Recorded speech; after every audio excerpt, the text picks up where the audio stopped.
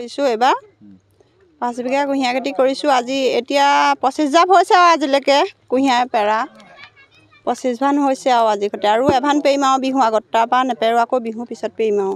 এতিয়া কিমান বিঘামান পেৰিলে? 1 বিঘা হৈছে আজি পেৰা। 1 বিঘা হৈছে হয় আৰু 4 বিঘা আছে আৰু 25 ভানত 2000কৈ ওলালে 50,000 পায় আৰু 50,000মান ৰৈছে আৰু আছে নহয় পেৰিবলৈ।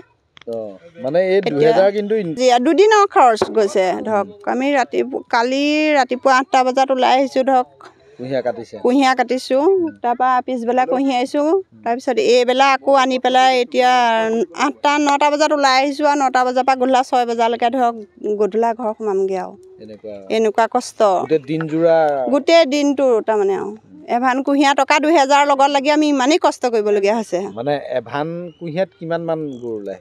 50 কেজি ওলায়, 45 কেজি ইমানটো ওলায় আৰু 50 কেজি 45 কেজি ইমানটো। গুড় ক'ত যায় আপোনালোকৰ?